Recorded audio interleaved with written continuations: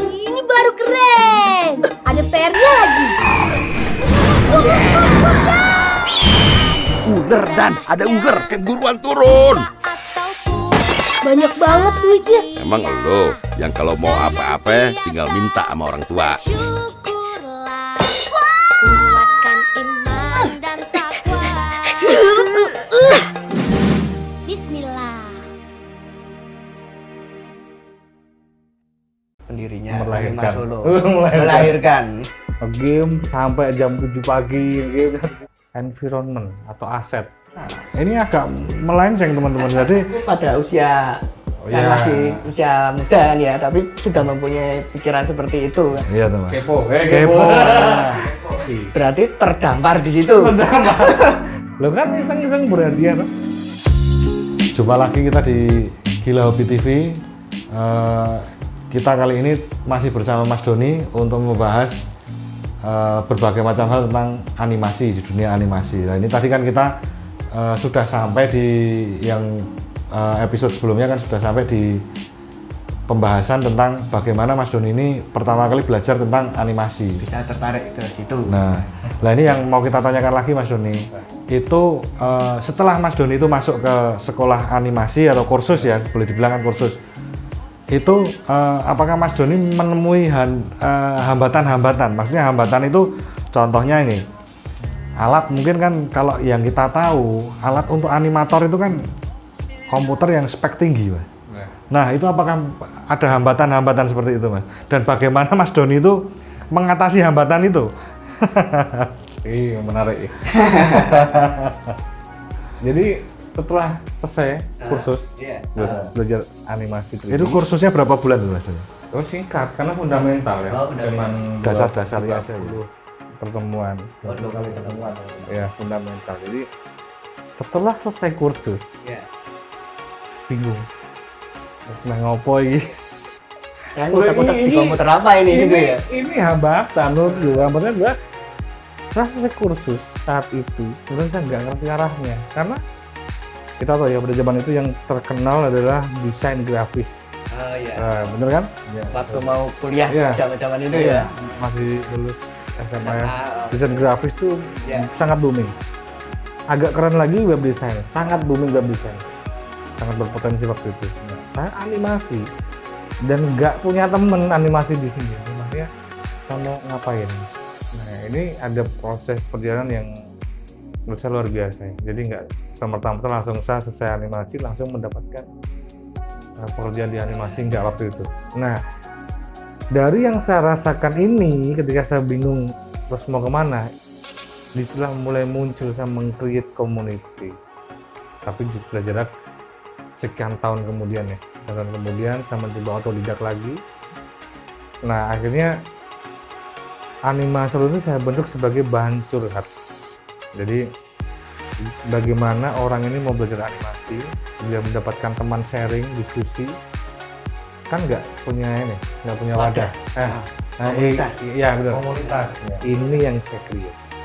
Nah, create tujuannya adalah untuk mempertemukan apakah ada pelaku animasi di situ, pecinta animasi atau bahkan penghobi itu sendiri. Yang tidak tahu harus kemana arahnya. Oke, ya. biar bisa berkumpul di sini. Terbentuklah wadah diskusi, tanya jawab, ketemu gurunya, kedepannya seperti apa. Ini sejarah saya buka animasi.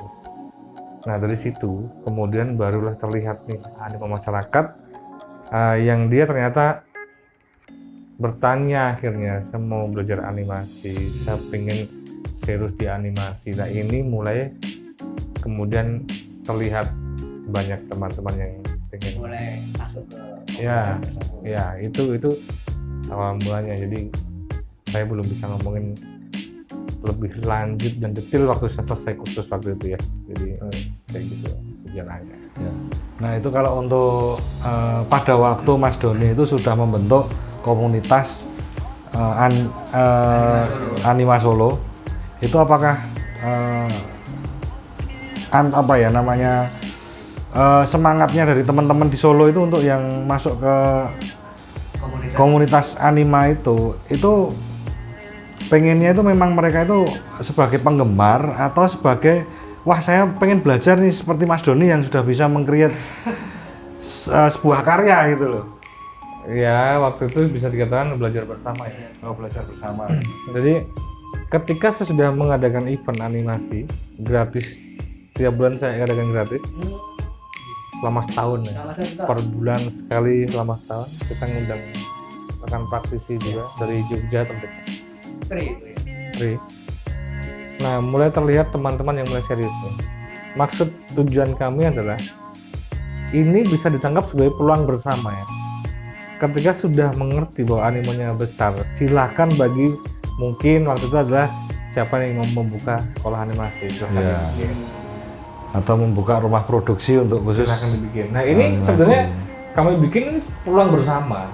Tetapi berjalannya waktu tidak ada yang menangkap dengan seleksi alam otomatis ya Mas. akhirnya ya saya create sendiri develop animator.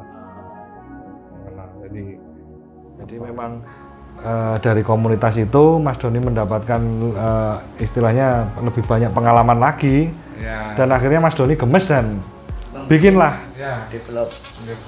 Akhirnya ini jadi terbentuk kantor sekarang ini ya Mas. Kantor ini 8 mata itu ini. ya, 8 mata ini ya. lama prosesnya. Jadi proses itu tidak semudah yang dibayangkan teman-teman. Jadi memang proses itu untuk menjadi seorang animator, apalagi animator itu kan sesuatu yang baru di Indonesia. Baru itu maksud saya begini, kalau mungkin orang-orang tua kita ya Mas Doni, nyun sewu ini, pengen dadi apa kowe sesuk le? Dadi animator Bu. Lah kowe iki apa? Ini nanti juga kita akan singgung sedikit untuk masalah animator ini. Di zaman era 2020 ini ternyata menjadi ladang yang sangat menggiurkan bagi teman-teman yang ingin memperoleh pekerjaan. Jadi di sini ladangnya masih sangat luas dan penguasaannya mungkin masih kurang banyak ya Mas ya, menyedot tenaga-tenaga animasi di negara kita ini. Dan apalagi orang Indonesia terkenal kreatif sebenarnya. Nah, ini untuk episode selanjutnya kita nanti akan singgung tentang bagaimana animasi yang digeluti Mas Doni ini bersinggungan dengan dunia produksi, khususnya di televisi atau di konten-konten website dan lain sebagainya, bahkan sampai iklan dan game lah. Kayak gitu nanti kita akan bahas di episode selanjutnya. Salam Gila Hobi.